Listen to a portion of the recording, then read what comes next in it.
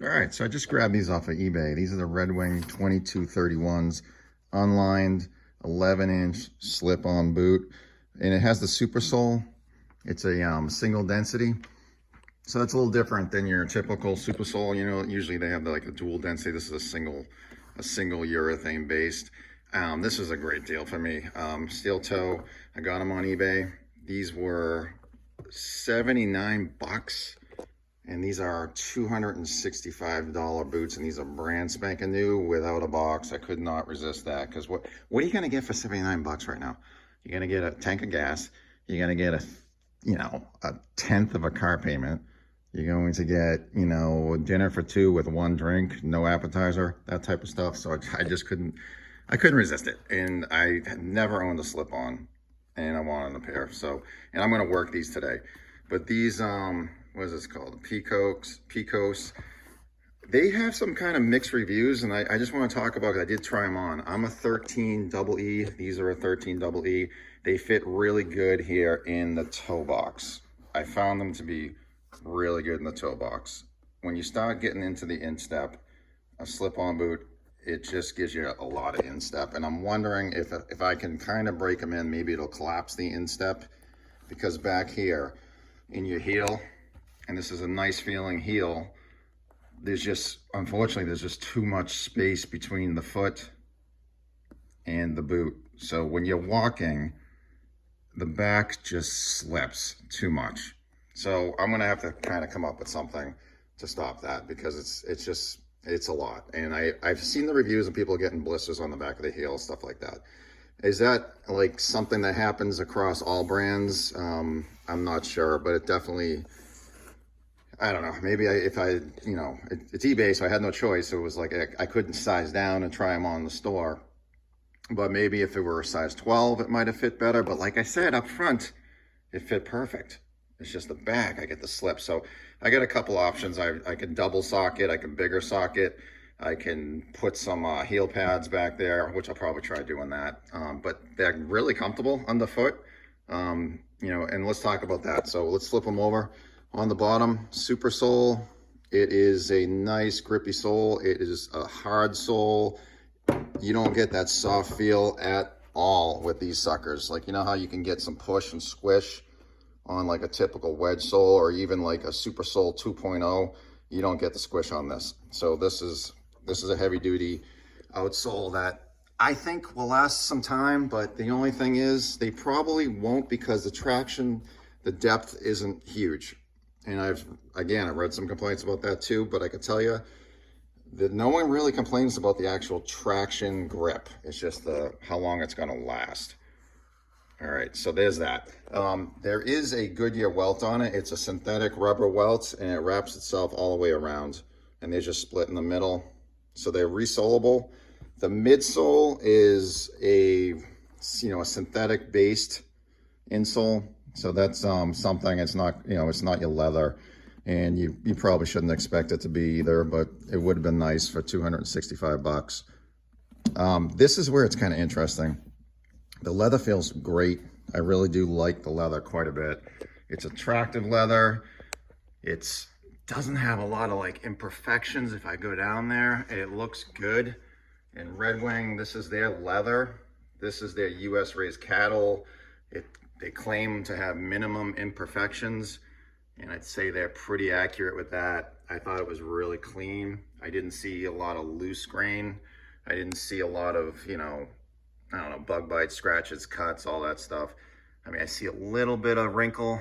Maybe you can call that loose. I mean, for all I know, these are factory seconds, and that's why they were, that's why they're only 79 bucks on eBay. But I tell you what, that's a steal. You can't buy a boot for 79 bucks. It's impossible. This is their 522 last. And like I said, the welt is rubber. But the thing I found interesting is I measured the thickness of the leather. It was 2.2. So we're not talking super, super thick, but I like this. This is what I really did like. Inside here, in this seam, they cover it. So they actually put a nice leather strip going down the entire seam, which is usually a weak spot of these boots. and it can sometimes be a comfort spot on these boots because there is like a little bit of a bunching right here when you get the leather and you get the stitching.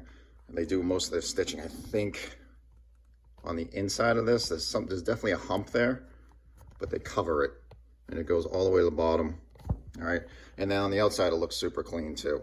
So I can feel a little hump here too, but that's on the outside.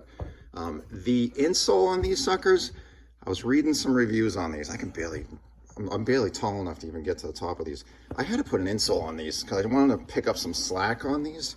And I just threw a pair of Thorogood insoles in there, just something squishy. But this is where it's kind of interesting. The insole itself, I'm gonna get my annoying flashlight out here. Check this out. I thought this was leather when I first saw this because that looks like, if you've owned a Red Wing, see that footbed right down there? Okay, that looks like a typical leather footbed from Red Wing. And I thought, oh my God, I'm like, I got a leather footbed in here. But it's not.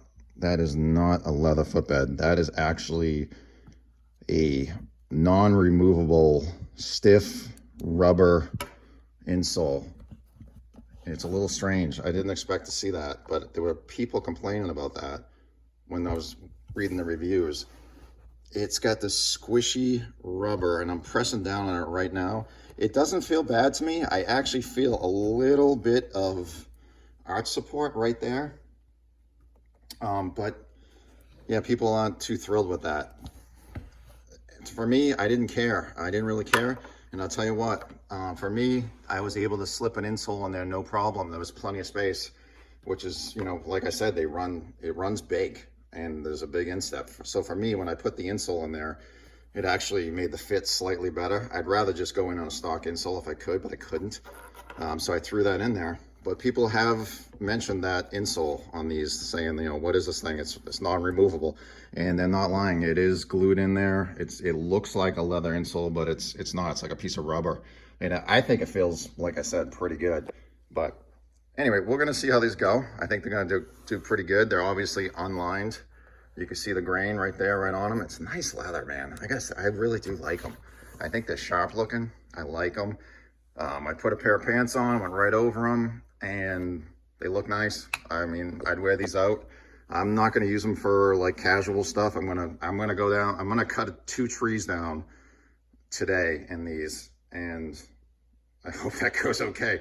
But you know, because it's steel toe, I want to have some kind of protection. I got some good height, you know, so I'm not going to get a lot of brush in there, especially if I put my pants down like that over them, and I'm doing that. And I want to say these are also water resistant. They may do some taping on the seams, but I'm not sure on those. But look, that's a nice looking boot. It really is. Those are sharp. And I like the heel on them. I do. I like the black. I like the heel. I like the boot. And I love Red Wing. So for me, this was a steal. And I tell you what, if you're not looking on eBay for boots, you're nuts, because some of the prices are just way too good. I mean, you're getting like, you know, 50% off on some brand new boots if you look around. And I probably shouldn't say that, because that's probably going to mean less boots for me. But that's my go-to now, is eBay. But yeah, and the steel toe doesn't look super bulbous and pronounced. It looks good. They do a nice job kind of tapering it. I like it. If you look down on the vamp, I like it. Anyway, all right, so this is the Red Wing 2231 steel toe, 11 inch. We'll see how these go. I'll do another one in probably a year on these things. Thanks.